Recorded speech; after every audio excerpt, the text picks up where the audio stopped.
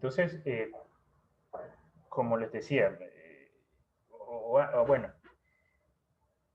ustedes bien saben que, que estas estructuras, los puentes, tienen múltiples funciones. Cuénteme, Rafael. Profe, es que el compañero Johan está teniendo problemas con la entrada a la clase. Entonces, para ver si lo puede esperar un poquito. Yo no, les agradezco que para la próxima, está bien que me haya interrumpido ahorita, pero eh, cuando sea así no pasa nada, ¿no? Si el compañero tiene problemas para ingresar, que ingrese luego. O sea, yo no me puedo esperar a que ingresen todos para iniciar una clase. ¿Sí? Ah, bueno. Entonces, si el compañero entra 5 minutos, 10 minutos tarde, pues que ingrese tarde, no pasa nada. Eh, si no puede asistir, ahí sí les agradezco que me avisen, o como les dije allá, que el compañero me avise personalmente, me envíe un correo o un mensaje por Moodle, pero es como si eh, eh, como si que imagínense que está en una clase presencial y no, profe, espérese, no arranque la clase porque no ha llegado Pepito Pérez. No puedo hacer eso. ¿Sí? Listo. Entonces, como les venía diciendo, estas estructuras tienen muchas funciones, los puentes. ¿Sí? Y hoy abordaremos también, entre otras cosas, pero la funcionalidad. Pero la principal función en realidad es conectar dos puntos. ¿Sí? Conectar A y B y vencer una, un, eh, alguna condición topográfica o sí, típicamente usamos estos puentes para vencer eh, condiciones topográficas o en algunos casos los puentes urbanos para salvar alguna, alguna condición eh, urbanística, ya sea que usted va a construir un viaducto y entonces debe salvar algunas casas que estén por ahí, no las quiere demoler, pues usa ese viaducto. Y esa necesidad de conectar dos puntos es lo que generó la introducción de este tipo de estructuras, ¿sí? Que distan bastante de las edificaciones, las que ustedes han visto hasta el momento, que son edificaciones o las estructuras con edificación. Entonces, generalmente uno habla del nacimiento de estos puentes allá hace años, por ejemplo, eh, quién sabe en qué momento se construyó el primer puente, habrá sido una piedra y tirada sobre un riachuelo y ese habrá sido el primer puente. Pero desde el punto de vista evolutivo, pues los primeros puentes están asociados a puentes de madera o puentes de piedra, como los que se muestran en la figura a la izquierda, ¿sí? Y nuevamente, había que vencer un obstáculo topográfico, una condición topográfica, entonces para eso se inició con puentes, con una pila de piedras, ¿sí? Una pila de piedras en donde se dejaba algún espacio, como este de acá, este puente en la zona de Giza, en las pirámides de Giza, un espacio para que pase el riachuelo, la cañada, lo que estas personas estaban tratando de vencer. Y fíjense ustedes que estos puentes que inicialmente ellos estaban unidos por lo que en ese momento era el concreto, ¿cierto? Podría ser una masa arcillosa con caliza. Eh, las luces iniciales de esos puentes, la luz es la distancia entre, en este caso, bueno, esta distancia no es la luz, es la longitud total de la piedra esta, pero arrancamos con unas luces de 7 metros. ¿Sí? Y veremos cómo ha venido evolucionando esa distancia que se puede vencer. Entonces, pasamos de esos puentes, donde si ustedes ven la disposición de las piedras no era organizado, casi que de pronto era para rellenar algunos espacios, entonces coloqué estas piedras pequeñas, algo como lo que uno hace en la construcción de gaviones, de muros tipo gaviones, y luego ya en el Imperio Romano, por la necesidad de expansión, ¿sí?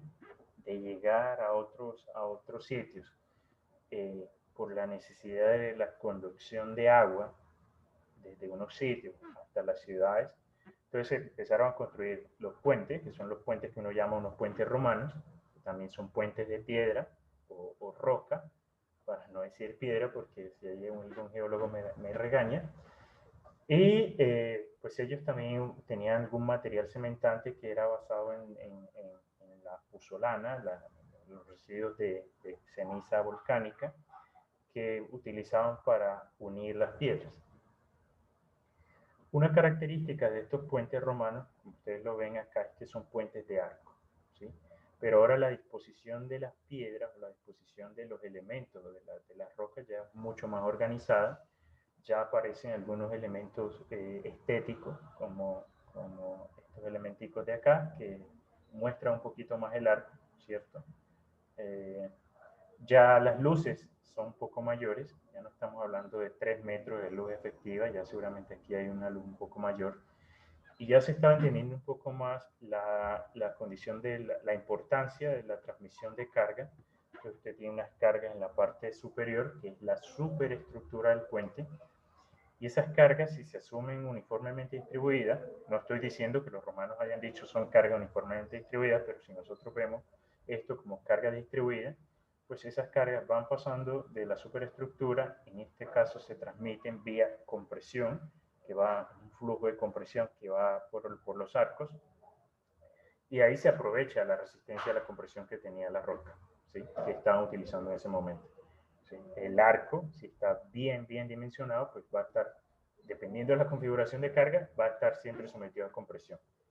Y luego esa compresión se transmite vía también compresión sobre los elementos verticales, que son lo que nosotros llamamos pier o la pila, ¿sí? Son pilas también que estarán sometidas a compresión y luego llega toda esa fuerza hasta la cimentación.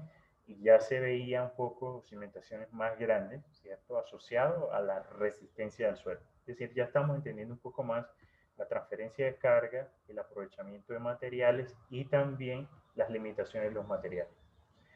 Pero todos estos puentes, bueno, aparecían era por una necesidad de expansión, no solamente por necesidad de conectar a Convé, era también la necesidad de esa expansión militar que tenía el Imperio Romano, entonces fueron construyendo estos puentes.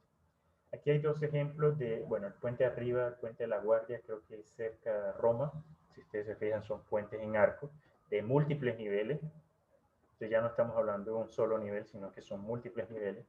Y el de abajo es el puente acueducto de Segovia, eso es en España, que fue restaurado. O sea, este no es la condición inicial, hay muchos puentes que si ustedes revisan, puentes romanos, hay muchos puentes que solamente están las pilas y un pedacito de arco, y el puente o el acueducto de Segovia fue un puente que fue restituido, recondicionado, un monumento histórico de la ciudad, de hecho es un emblema de la ciudad de Segovia en España, ese puente. Entonces, en este caso ellos utilizaron estos puentes en arco como canales.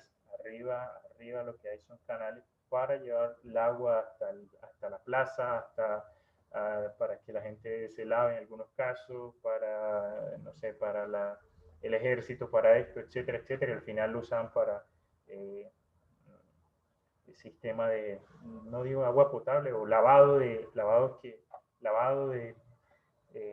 las actividades que la gente hacía en esa época. Entonces, ya hay una evolución en la configuración estructural, en los materiales, ya hay un poco más de entendimiento de la respuesta de estas estructuras.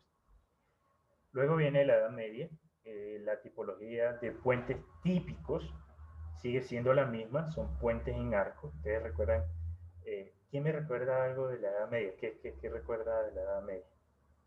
¿Qué es lo típico? ¿Por qué uno dice Edad Media y con qué relaciona Edad Media? Y traten de no buscar en Google. Yo sé que tienen Google ahí, pero ¿qué recuerdan ustedes de la Edad Media?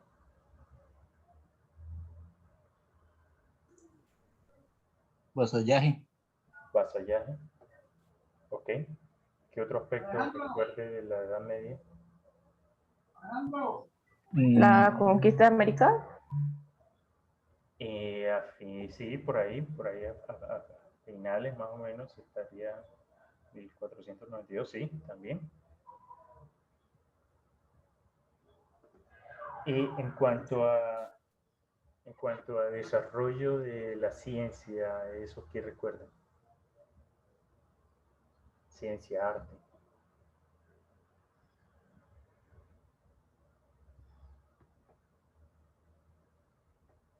Crecimiento y expansión de la religión católica y pues con respecto a la ingeniería y eso, las catedrales como símbolo de o como, sí, como marca de la Edad Media, ¿no? Exacto, ¿sí? Y también asociado a ese dominio de la religión en esa época, pues hubo muchas limitaciones en el florecimiento de la creatividad, de expresiones, etcétera. Y eso también se vio reflejado en algunas estructuras, no en todas, y en especial los puentes.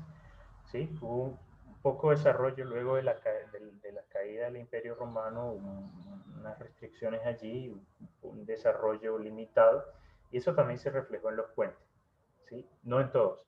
Ahora, puentes típicos en esta época seguían siendo puentes de arco, como ustedes ven acá, que es el puente vecchio o puente viejo, pero ya el arco era mucho más ovalado, ya no era un arco semicircular como el que estaba antes, y los puentes, como en este caso, unos vanos de 10 metros, ¿sí? 4 o 10 metros, y también algo particular de este puente, no estoy diciendo que todos los puentes sean así, es que eran puentes multipropósitos. ¿Sí? No era solamente conectar aquella orilla con esta orilla, sino que en ese sitio se construyeron además algunas edificaciones, unas viviendas que podrían servir para arte, para comercio, para etcétera, más para comercio, o también residenciales. ¿Sí?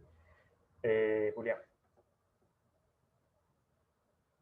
Profe, disculpe que pueda interrumpirlo, es que un compañero me escribe que está en sala hace un ratito, que si por favor lo puede dejar ingresar. No tengo a nadie en la sala de espera. Ah, vale, ya le digo por si de pronto entró donde no era, qué pena, profe. Vale. Bien, luego tenemos el Renacimiento, ¿sí? Ya hay una más expresión, un poco más de libertad de expresión, un florecimiento de artes y otros aspectos, no solamente de aspectos artísticos, letras, etcétera, expresiones culturales. Y los arcos ya eran más elípticos en cuanto a los puentes que se hacían en la época, los puentes típicos.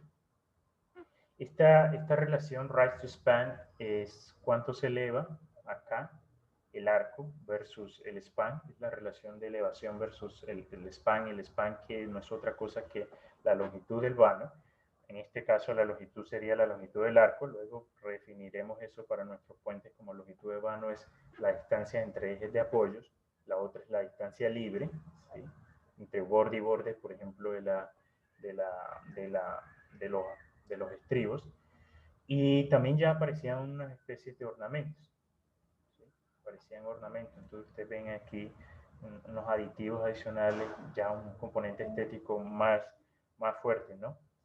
Este puente fue diseñado por Andrea Palladio, fue una figura de esa época en cuanto a diseño de puentes. Acá ya hay otra estructura de otro, no sé si se consideraría ingeniero, no recuerdo, más bien contratista o constructor de puentes. Este es el puente de Rialto también, si se fijan, son puentes en arco, pero ya el arco no es semicircular, como si está arriba esta galería o este techo acá.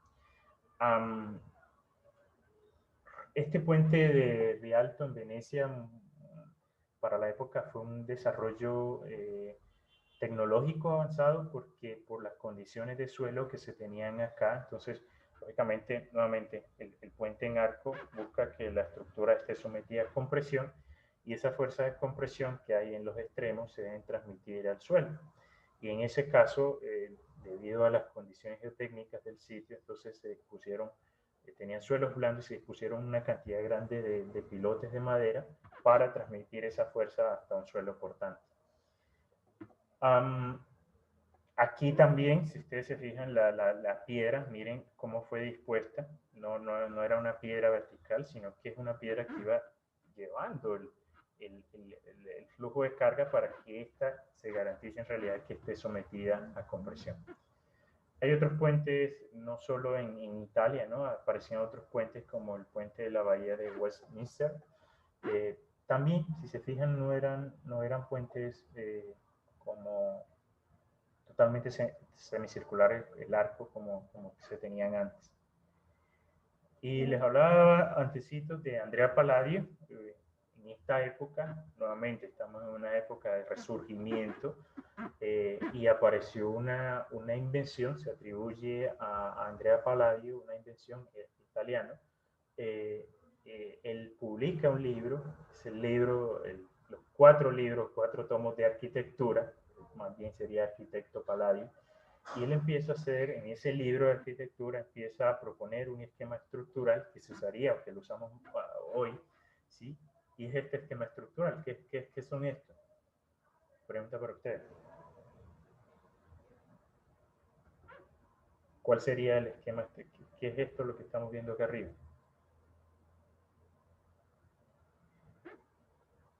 Cerchas, profe. Cerchas, exacto. Entonces, se introduce la cercha, ¿sí? En este caso, no como un puente, sino que se introduce la cercha como un tejado, como un elemento de cubierta, ¿sí? Que se usa para las cubiertas. Ahora, ese desarrollo estaba bien elevado por allá en Europa. Acá en América aparecen también algunos puentes, un puente en Massachusetts, en Boston. No se ve nada, pero es un puente corto y no hay nada que verle. Otro puente que se construyó para esa época acá era el puente del Común en Chía. Si ustedes se fijan, es un puente muy sencillo, ¿sí? Nada que ver con estos puentes que parecen más una obra de arte. Pero también, de alguna manera teníamos ese rezago y aún lo tenemos, ¿no? De los desarrollos que se van haciendo en otras latitudes, y bueno, los vamos adoptando acá con un poquito de rezago.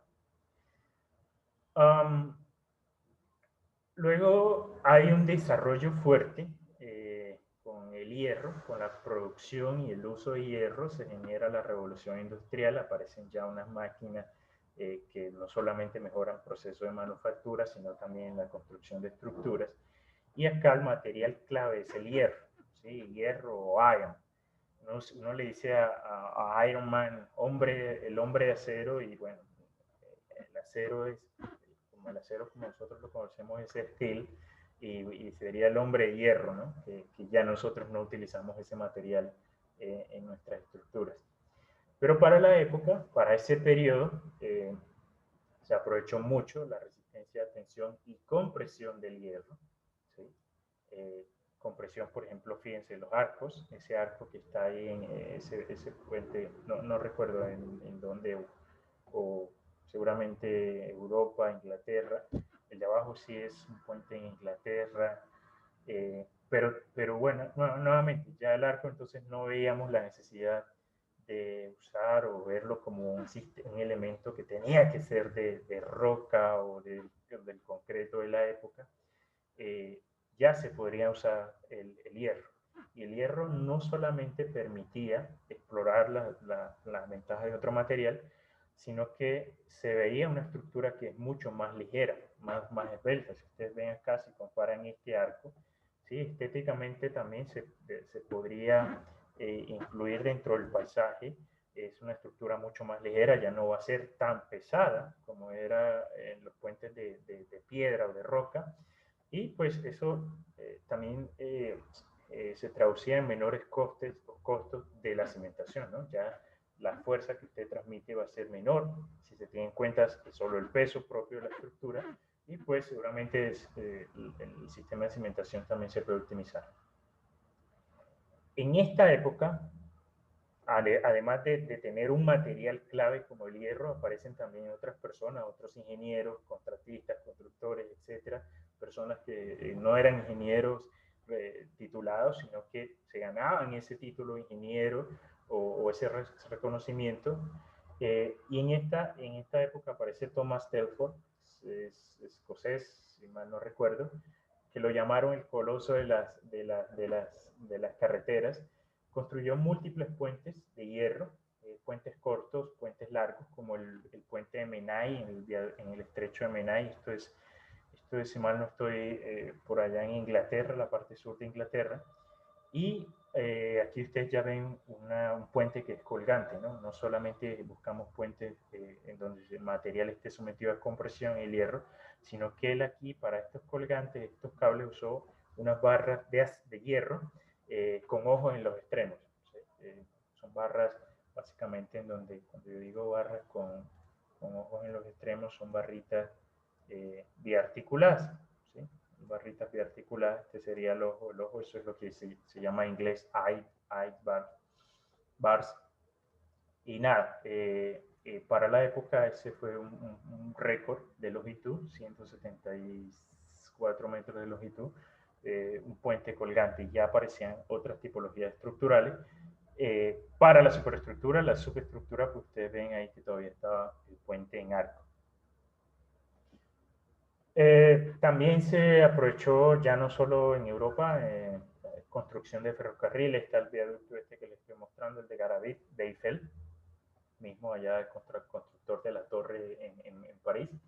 Y aparece este nombre acá, John Roebling, y la esposa y el hijo. Y se viene la primera tarea para consultar a ustedes. Me gustaría que buscara un poco de quién fue esta persona y por qué es importante, por qué fue importante en este periodo de revolución industrial, cuáles fueron los aportes que hizo no solo Roebling, esposo del señor John, sino la esposa y el hijo.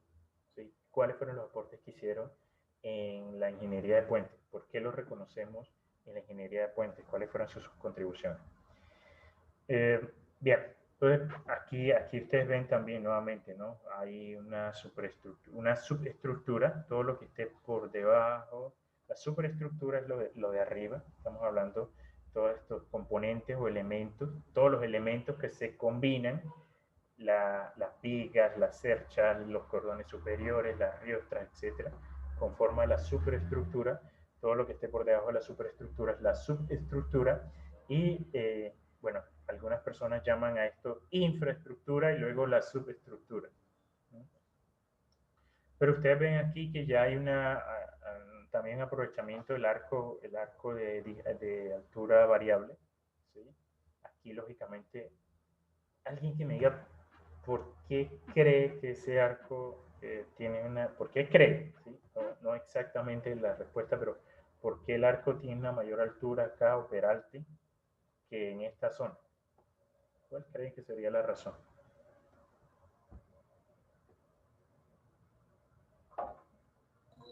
Pues no sé, profe, me recuerda como la gráfica de momentos máximos, que es donde se ocurre el momento máximo, pero pues no sé si sea por eso. ¿Y qué tiene que ver la altura? Pues entre más sección, pues más tiene más espacio de distribución, pues no sé, pienso. Más espacio de distribución. Ok, eso es lo que piensa Jenny.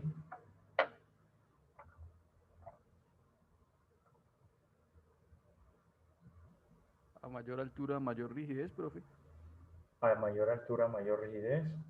Ok, tenemos otro aporte.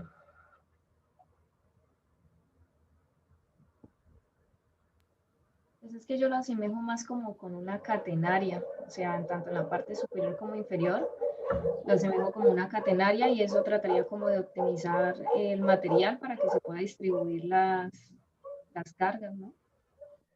Sí, es una catenaria invertida en este caso, pero digamos que ¿por qué terminas? De hecho, son dos catenarias, hay doble curvatura, una superior y una inferior, pero ¿por qué termina uno dejando un mayor peralte ahí? Reconociendo de que sí, que hay dos curvaturas diferentes, ¿por qué un mayor peralte? Entonces sí está asociado a lo que decían los compañeros ahorita, lo que decía Jenny, no alcancé a ver bien qué otros compañeros participaron. Está asociado a la mayor rigidez, ¿sí? Si usted, imagínense, cuando las cargas estas que están acá se transmitan a través de este elemento y de este elemento y de este elemento y de este elemento, Pues en realidad el arco no está sometido a una carga distribuida, hay unas cargas que casi son puntuales aquí, aquí, aquí podrían ser medio distribuidas, y aquí también vuelven a ser puntuales. Entonces este elemento también va a estar sometido de hecho a momentos flectores. Y en este caso, pues esos momentos flectores se resisten por un par de fuerzas, ¿sí? Un par de fuerzas, una fuerza que va a compresión, otra fuerza que puede ir a tensión.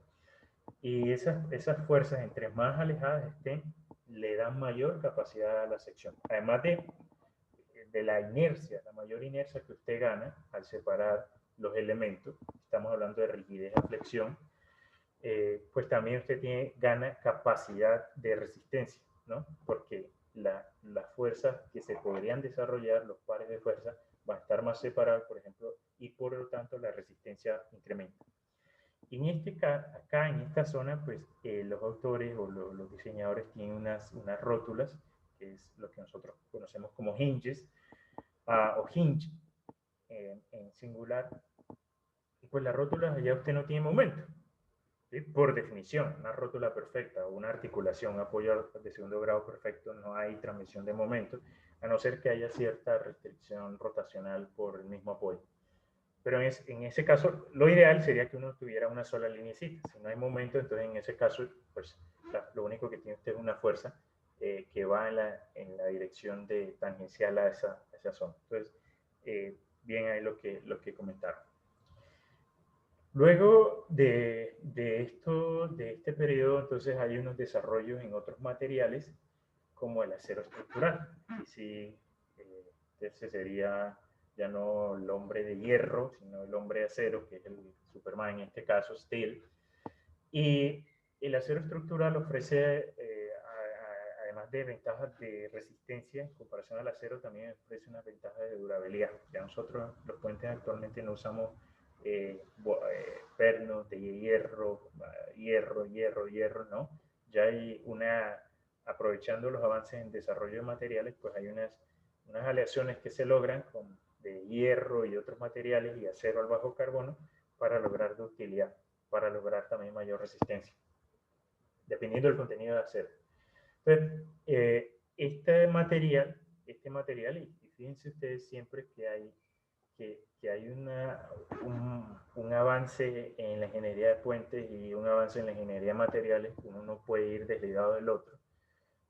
Pues fue aprovechado en muchos puentes de la época y aparecieron puentes insignia, como en este caso el Eads Bridge. Eads es el nombre del ingeniero autoeducado, ¿sí? Que lo construyó, ingeniero norteamericano. Muchos avances en la época. Fue un puente, si ustedes se ven, de doble superestructura. Si ustedes se ven, no, si ustedes notan, arriba y acá tiene otra superestructura, es un double deck bridge. Es un puente en arco, pero fue construido por el método de voladizos sucesivos, es decir, desde los soportes se van avanzando hasta que se logra unir los dos elementos. Eso requiere mucha análisis. Para la época era limitado, no tenían tanto software ni nada, que es lo que sí tenemos ahora. Fue el primer puente de usar tubos estructurales o perfilería tubular estructural, como lo que ustedes ven acá, para los cordones de este elemento, y fue una aleación de acero. Y además, debido a la dificultad, estaba atravesando el río Mississippi, pues este señor tuvo una época, viajó por allá, estuvo en Europa participando en la construcción de navíos, y allá aprendió acerca de la construcción de caissons neumáticos, como los que se muestra en la figura, y entonces llevó esa técnica constructiva para la construcción de caissons, ¿sí? Protegidos, que iban a ser embebidos en el río Mississippi para la construcción de las pilas. Entonces usted allá llega y permitía ir ventilando también estos caissons para que la gente una profundidad bien fuerte allá estuviera trabajando, ¿no?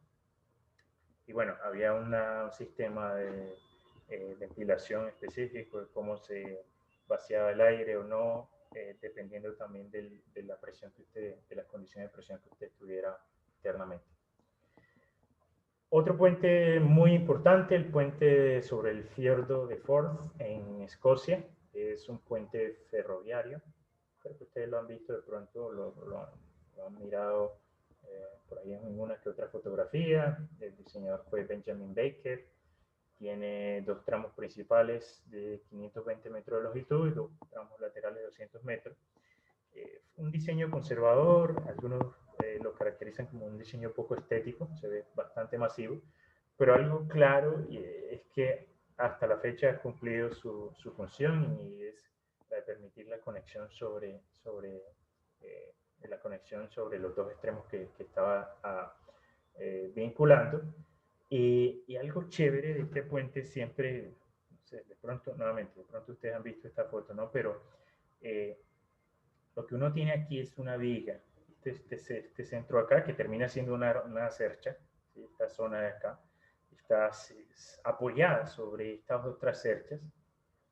Y si ustedes se fijan, pues uno ve ahí rapidito cuál sería el flujo de cargas o cuáles son los elementos principales de la transferencia de cargas, no solamente de la carga que le haría esta zona acá, ¿sí? Sino también la carga que esté generando aquí la calzada, ¿sí? A lo largo de toda la estructura. Entonces, esta carga que genera la zona central, que está representada por esta persona aquí, pues va a estar resistida fuertemente en tensión por estos brazos o cordones superiores y compresión por estos cordones inferiores. Y luego pues se hace una transmisión a los apoyos. Y para evitar el levantamiento en los apoyos, en la zona de apoyo, porque aquí te llega con una tensión, pues se necesitan unos muertos o unos pesos, ¿no? Para evitar que esos apoyos se levanten. Entonces, un poco más una compresión y también una visualización de la trayectoria de carga nos permite a nosotros detectar cuáles son los elementos clave que tendría la estructura. No hablé de las diagonales, pero bueno, las diagonales también son importantes en ese caso. ¿Qué es lo que tenemos actualmente? Actualmente tenemos diversidad de tipologías estructurales, ¿sí? Y esto nuevamente está asociado al desarrollo de los materiales. Lo que ustedes ven acá son los puentes más largos. Los puentes colgantes más largos, porque hay puentes atirantados que son de longitudes que pelean a estos puentes. Segunda tarea, además de... espérense, no, les dije el mismo, ¿no? No, esta es la tarea. Estamos con el mismo. Entonces, yo porque tenía en mi mente que les había dejado otro personaje. No, esta es la tarea. Este puente ustedes lo reconocen. Noten ustedes que la longitud son 486 metros. Recuerden que arrancamos con 3 o incluso menos, o quién sabe qué fue lo más largo en esa época antigua. O digamos 7 metros, 10 metros de los puentes de la Edad Media y de la época del Renacimiento, de luces, y ya vamos a 480 metros. Y acá lógicamente pues se aprovecha la alta resistencia que tengan los cables, no solo el cable principal, ¿sí? Sino también las péndolas, estos cables, estos hangers o los colgantes estos de acá, porque la tensión a la que estarán sometidos esos cables, al ser la luz tan grande, pues es importante. En estas estructuras que son grandes, largas, masivas, el peso propio de las estructuras pues, termina o empieza a gobernar más que la carga viva, más que el sismo, bueno, el viento en estos puentes es importante, pero el peso propio es bastante importante, ¿no? Entonces, pues esta tipología estructural permite buscar unos tableros, unas superestructuras que sean relativamente ligeras, construidas con cerchas, pueden ser de 1 o 2 pisos, y se aprovecha la alta resistencia del acero. Entonces, fíjense que para este puente de acá, todos saben cuál es este puente, ¿no? Yo no, profe. ¿No? ¿Alguien sabe cuál es ese puente? ¿Nadie lo ha visto en ninguna parte? A mí me suena de que es en Estados Unidos, pues no sé si es como Nueva York, pero no estoy seguro. Sí, sí, es en Estados Unidos, el puente de Brooklyn. Muy famoso, muy famoso. No tan famoso parece. Es en Estados Unidos. Y aquí hay otro puente, el puente de George Washington, ya 1000 metros de luz. El Golden Gate, también en Estados Unidos, 1280 metros. ¿Sí? Y este es el puente de Akashi Kaikyo en Japón. La longitud ya es de 2000 metros. Típicamente los puentes más largos se logran con puentes colgantes, ¿no? Estos puentes, por la flexibilidad que tienen, el problema de la actividad sísmica no es tan crítico. De hecho, el puente de San Francisco, que está en esa zona del área de la Bahía de San Francisco, una zona de alta actividad sísmica, no ha tenido problema mayor en los sismos fuertes como el sismo de San Fernando, el sismo de Loma Prieta, el 89, el sismo de Norwich y los sismos recientes de Napa, etc. No ha tenido ningún problema desde el punto de vista sísmico. Sí tiene un problema que está asociado a la estabilidad aeroelástica, ¿sí? La rigidez torsional. Ustedes recordarán el puente de Tacoma, ¿sí? Tenía una rigidez torsional muy baja y terminó colapsando por el efecto de galopero con el viento. Pero desde el punto de vista sísmico no tienen problema. De hecho, los periodos de vibración son largos, 3, 4, 5 segundos. Y pues si uno piensa en un sistema de un solo grado de libertad, ustedes recuerden allá, su espectro de aceleración de diseño sube, baja y baja, baja para periodos largos. Entonces, las aceleraciones son bajas, los desplazamientos sí son grandes durante acciones sísmicas, por el mismo espectro de desplazamiento que ustedes pueden recordar de sus cursos de dinámica estructural o de hormigón armado. Y no lo mencioné, pero lo que acabé de decir, la flexibilidad de las estructuras, también es algo que explica por qué algunos puentes romanos se mantienen todavía ahí. Porque a pesar de que son estructuras pesadas, pues son estructuras esbeltas y esa esbeltez alarga los periodos. No estoy diciendo que todos los puentes romanos, ninguno se ha caído, no. Eso explica por qué algunos de esos puentes romanos todavía ustedes lo encuentran y por qué se puede hacer restauraciones y todavía están ahí. Además de que estén en algunas zonas no sísmicas, de pronto como España o Francia, que no son tan fuertes, pero Italia, la península itálica, sí tiene alta actividad sísmica. El problema de estos puentes tan largos y que son metálicos, pues está asociado a las reparaciones o al mantenimiento que usted tiene que estar haciendo. Ese mantenimiento es continuo, ¿sí?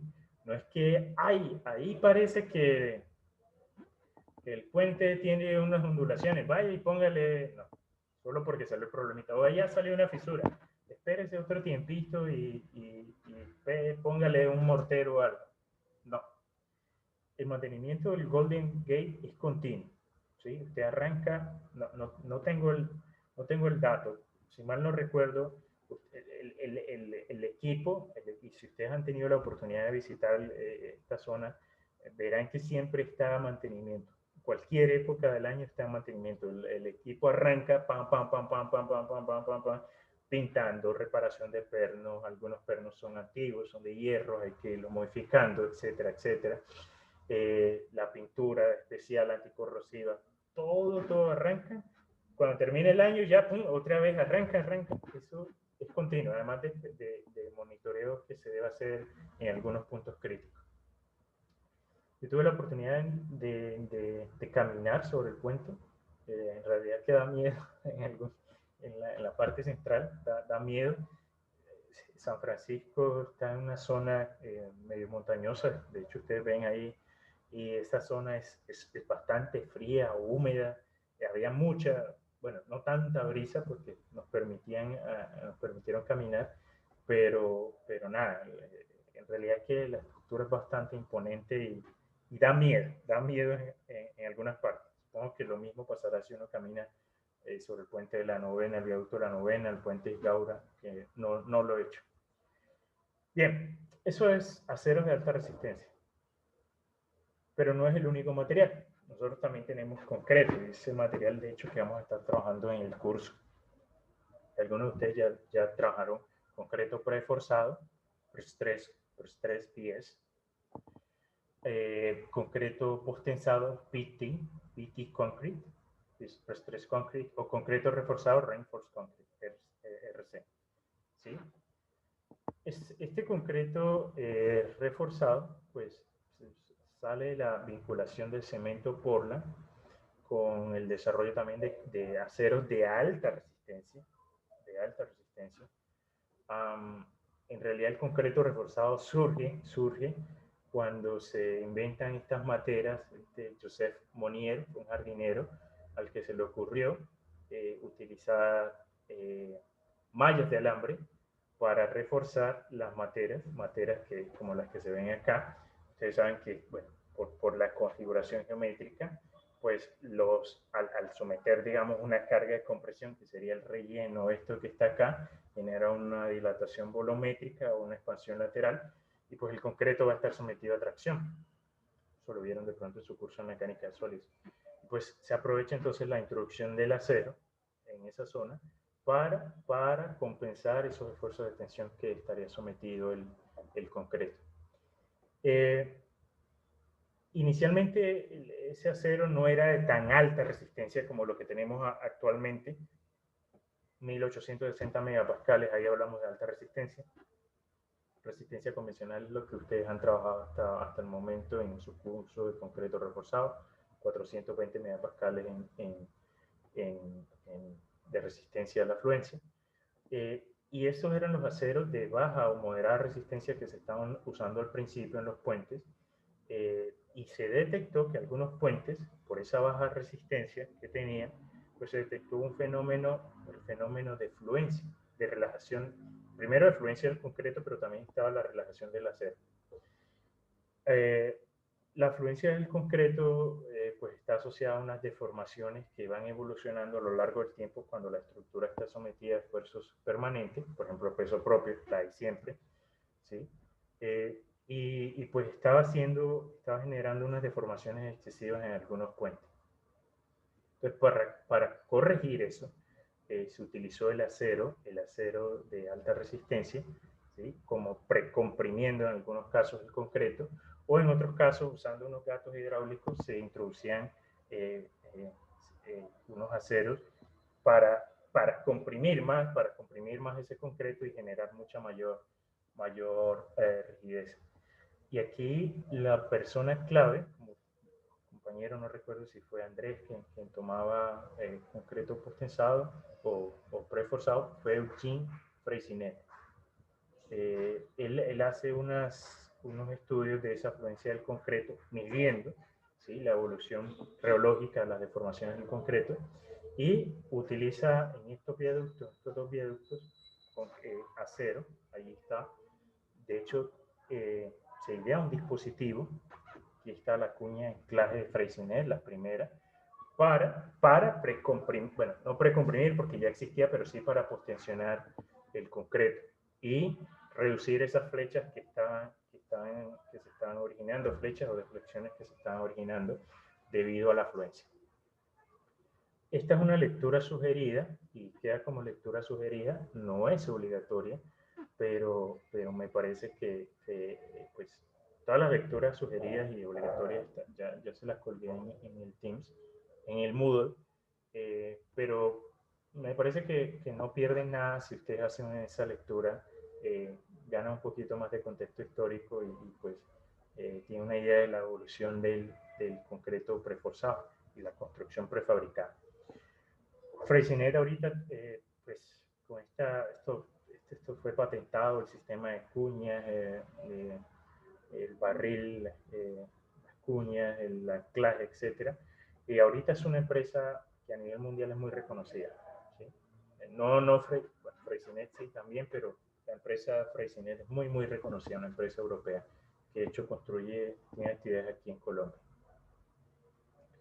Bien, Vinculado a la evolución del concreto y a la evolución del acero está el uso de unos puentes mucho más artísticos, ¿sí? Ya no solamente tenemos el arco con las piedras, sino que como ustedes ven acá, son puentes que se pueden marcar paisajísticamente mucho más en el entorno que uno tiene. Por ejemplo, estos valles se prestan generalmente para un puente en arco, ¿sí? Es un puente con una solución bastante elegante. En este caso, puentes con incluso 3 articulaciones, que no se notan acá, pero se pueden hacer. Y les recomiendo este hilo que está aquí de Twitter. Aparecen los puentes voladizos sucesivos en concreto, no en acero, como el East Bridge en Mississippi. Y aquí aparecen los primeros puentes. Hay algunos que dicen que nacieron en Brasil, con unos puentes de madera, con unos puentes de concreto, otros lo atribuyen a Ulrich Finsterwalder en Alemania, es alemán. Entonces, pues él veía que se podía utilizar o se podía economizar la formaleta si se usaban estos puentes viga-cajón, como lo que ustedes ven acá, puentes de viga-cajón, y la construcción permitía o reduciría el andamiaje que ustedes necesitaban colocar acá debajo del puente, ¿sí? Si hace la construcción por voleo sucesivo en concreto. Esos puentes, bueno, los primeros puentes eran cortos o relativamente cortos. Este es un puente largo de 200 metros. El puente más largo de voleo sucesivo que yo conozco es el puente Shibampu en China. Tiene 330 metros, pero tiene la característica que aquí, si ustedes se fijan, incluye una viga muy similar a lo que se utilizó en el puente del fiordo de Ford. Entonces, esta solución se conoce como vigas tipo Gerber. A ver, se trabó. Entonces, estamos hablando de 330 metros. Y esta tipología es muy utilizada en Colombia. Pues se presta para utilizar segmentos prefabricados, ¿sí? Usar construcción modular, pero lo que hacemos aquí en Colombia, que es una construcción modular, pero es fundida en sitio. Entonces, el carro va avanzando, perdonen la redundancia, va avanzando, se va moviendo y se va vaciando con periodos de 7, 8, 6 días, dependiendo del endurecimiento del concreto que se elija, la calidad del concreto. También hay unos puentes muy elegantes y eso está asociado también a unos nombres de diseñadores, en este caso Christian Menn, que es fue profesor de Ingeniería Estructural y Diseño en la ETH, la Escuela Tecnológica, no sé qué, no recuerdo la H qué significa. En Zurich hay otra en Lausanne. Y este profesor diseñador muy activo en el diseño, diseñó estas 2 tipologías. La primera, el puente de Ganter. Si ustedes se fijan, son estructuras bastante altas, bastante esbeltas, vanos centrales de 170 metros. Y la característica de este puente es que no era un puente solo sostenido por la viga, sino que aquí se utilizaban unos cables, embebidos en unos paneles de concreto. Y aquí la solución que se le dio al panel de concreto era para mejorar la durabilidad, pero también para enmarcarlo estéticamente dentro de esta zona de Alpes que ustedes ven acá, para hacer esto aquí como algo más estético, a dejar los cables sueltos.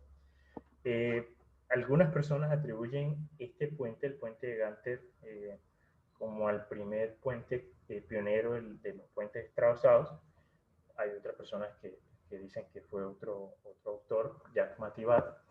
Y aquí hay una solución mucho más elegante, que es el puente de Saint-Hubert. Estos 2 puentes creo que están en Suiza. Y si ustedes se fijan, ya las pilas son mucho más esbeltas que esta de acá. Los cables ya están descubiertos y el tablero es bien esbelto, muy esbelto. Es un puente muy elegante, es uno de los puentes que a mí personalmente siempre lo digo, es de los puentes favoritos que yo he visto. Comparen la profundidad de la superestructura. Esto aquí es cable, es un puente atirantado este de acá, ¿no? Y eso tiene su condicionante, además de que es un puente curvo en planta, pero la superestructura es bien ligera y está no solamente atirantada externamente por estos cables, sino que internamente o externamente, en este caso ustedes ven unas bandas de refuerzos longitudinales que están en la superestructura. De hecho, estos puentes atirantados no surgieron acá, con estos dos puentes. Esos puentes atirantados surgieron, también hay debate sobre cuándo surgieron, ¿no? Pero en la literatura, como en esta lectura recomendada que les dejé, y que ya está colgada en el Moodle, algunos le atribuyen el inicio, el origen de los puentes atirantados a Eduardo Torroja, o Don Eduardo Torroja, como lo llaman en España. Que ahorita Torroja es un nombre muy reconocido en España, muy respetado. Si mal no estoy, hay una firma que se llama Torroja de Asociados o Torroja Ingeniería, algo así.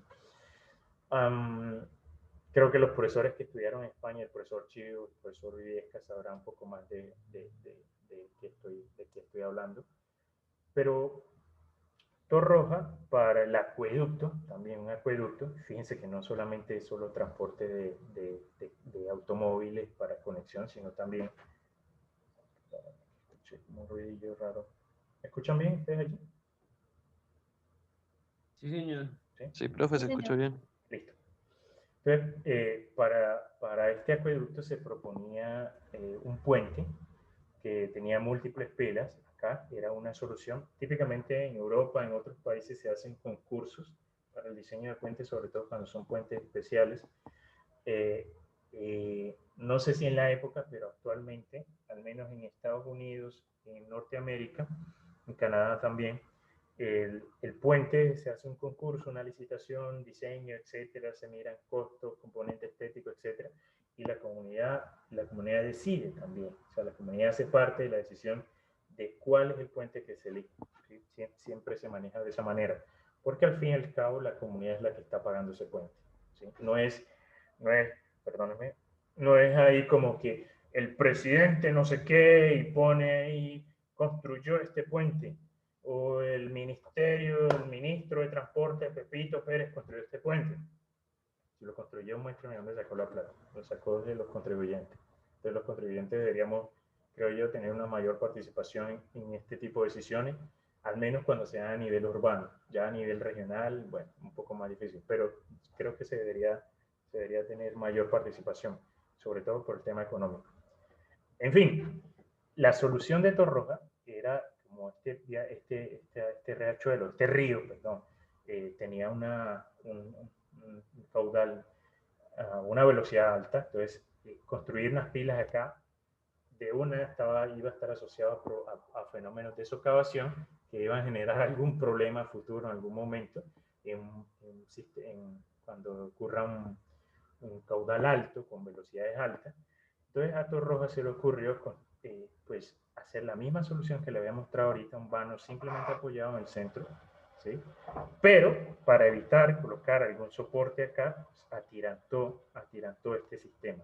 Y de hecho Torroja propuso un sistema de tirantes. Si ustedes revisan un sistema de postensionamiento, hizo estudios de cuáles eran los fenómenos, porque los cables de la época, o los aceros de alta resistencia de la época, no tenían tenían problemas de fluencia, ¿sí? No eran aceros de baja relajación como los que tenemos ahora.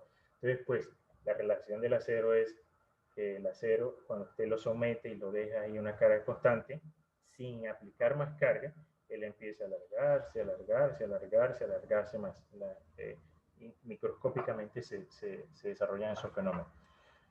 Actualmente eso lo evitamos con aceros de baja, no lo evitamos, lo reducimos con aceros de baja relajación. Y aquí ustedes ven algunas fotos del estado actual del acueducto. Aquí ven ustedes la rótula o el hinge de la viga simplemente apoyada en el intermedio y el atirantamiento del cajón, que termina siendo un acueducto. Y si uno dice que esa fue la solución inicial, noten ustedes la longitud total que tenemos son 60 metros de apoyo a apoyo aproximadamente. incluyendo este sistema aquí soportado, simplemente apoyado, 60 metros. Y actualmente, a ver, no, este no es el puente más largo, pero este fue el puente más largo cuando fue construido, es el puente de Sutton. No sé si es en Corea, no, es en China, y está, creo que atraviesa el Yangtze, el río Yangtze, pero si ustedes se fijan, es un puente atirantado que tiene una longitud central, vano, estoy hablando del vano principal, longitud principal, de casi 1000 metros, de 1 kilómetro. Y luego se construyó acá, el Rusky Bridge, que el vano ya también estamos hablando de 1000 metros. O sea, son puentes que empiezan a competir con los puentes colgantes, a pesar de ser puentes atirantados. Anteriormente uno hablaba de puentes atirantados y estaba pensando en 300, 500, 600 metros. Ahorita más adelante miramos cómo evolucionaron esos puentes, cuál es el rango mínimo, pero ya uno habla de puentes atirantados de 1 kilómetro.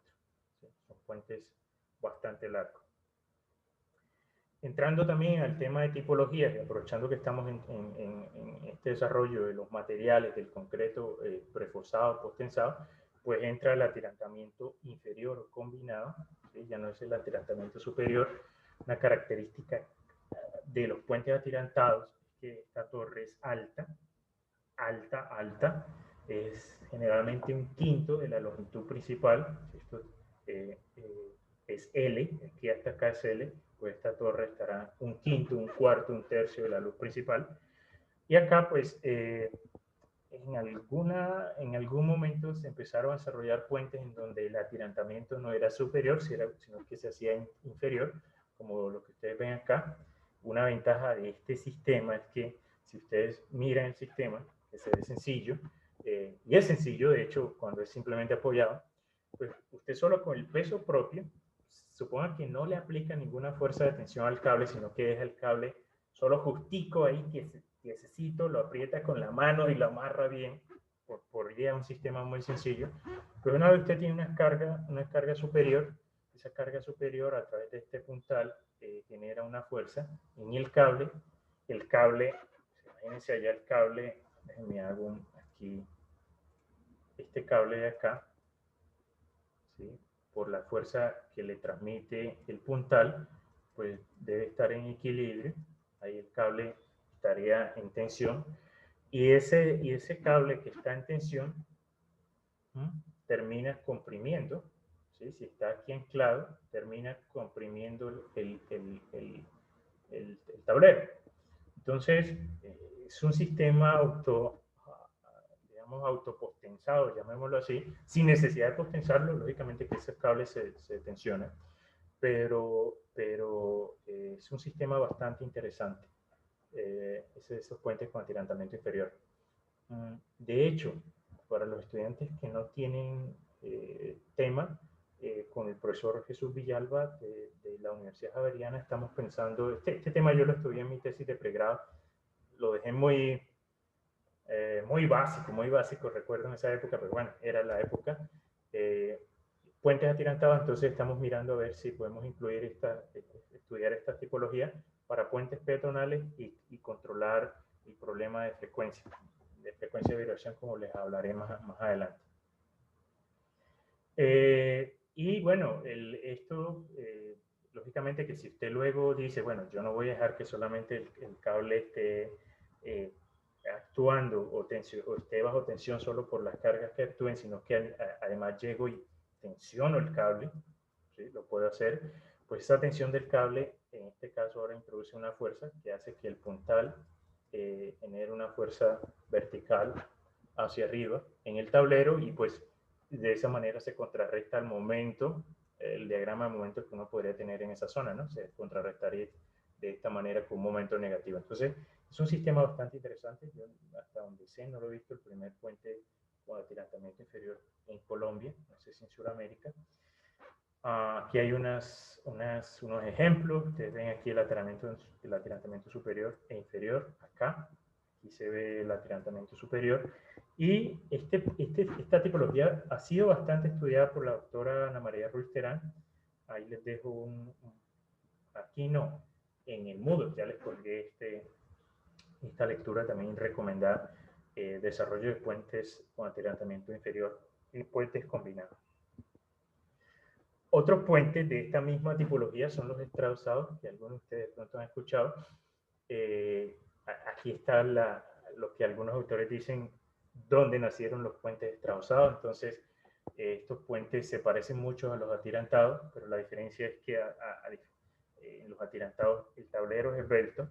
Cuando digo esbelto es que la profundidad no es un tablero robusto, ¿sí? Y la altura de la pila no es alta.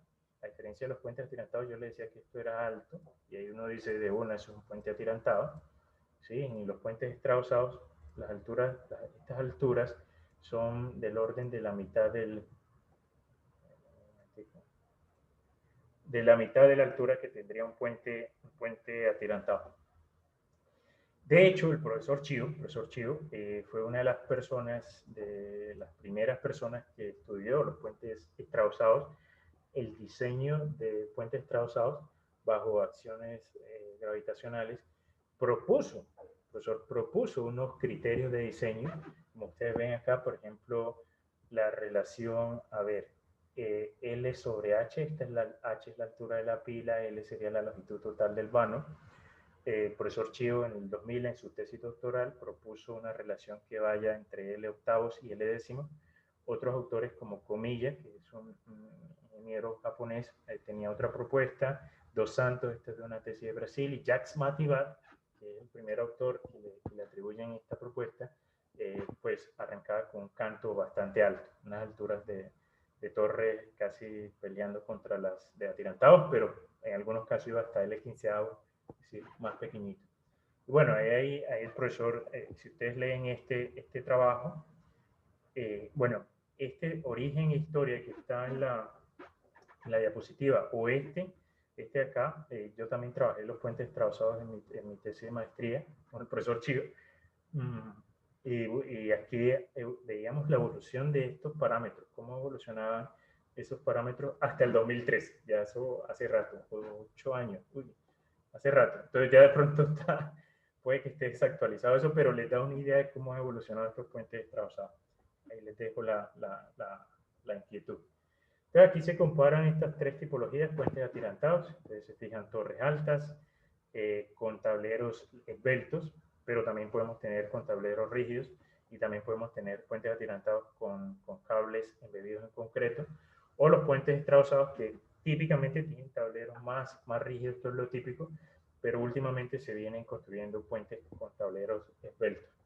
Y la base, el puente base es un puente de viga. Un puente de viga, que puede ser viga cajón o viga en concreto reforzado, etcétera, en donde usted pues resiste la fuerza, no con los cables, sino principalmente con un mecanismo de flexión, flexocompresión y cortante en la viga. Ahí está el primer puente estrauszado, un ejemplo de un puente estrauszado, es el puente Odawara en Japón. Ustedes ven aquí que el tablero es casi de canto constante o altura constante, una variación semiparabólica en esta zona final.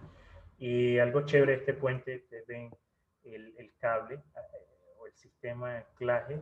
Aquí viene un cable y pasa acá, o viene otro cable y pasa. Entonces sí se llama un sistema de anclaje tipo silla, o en inglés saddle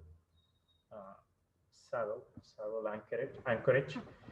Muy diferente a otros anclajes en donde usted llega y ancla acá y luego ancla por acá. Son anclajes individuales, ¿sí? De hecho, hace poco, bueno, yo dirigí la tesis de maestría al profesor Homer y estudiamos estos puentes, cómo se comportan cuando uno de los cables falla, uno de los cables se rompe debido a diferentes situaciones. Estudiamos también la diferencia de tener los anclajes tipo silla o los anclajes tipo individuales. Sometimos ya el trabajo a una revista y esperamos que sea publicado, que cómo nos va. Pero si no, pues ustedes pueden revisar la tesis del profesor Romero. Bien. ¿Qué más? Nada, miren acá esta gráfica me gusta mucho porque aquí fue donde arrancamos, ¿no? Puente de Rialto. Y si ustedes van a este link, déjenme ver si puedo ir y compartir la pantalla con ustedes más bien. algo de animación. Aquí arrancamos. Luego, este es el puente de la Torre Tower Bridge en Inglaterra. Ya acá este es el puente sobre el fiordo, ¿sí? Tenemos puentes en arcos, el Golden Gate, este es el Rusky Bridge, acá está el viaducto de Milón, un puente en arco, pero fíjense cómo, y este es la calle Kaikyu, a ver, sí, la calle Kaikyu es casi 2000 metros, si mal no estoy, y este es el Rusky Bridge, que era el que le mostraba el puente atirantado. ¿Cómo evoluciona, no? Y aquí no está el puente de piedra con el que arranqué esta clase. El puente de piedra sería un puntico por ahí que no se vería.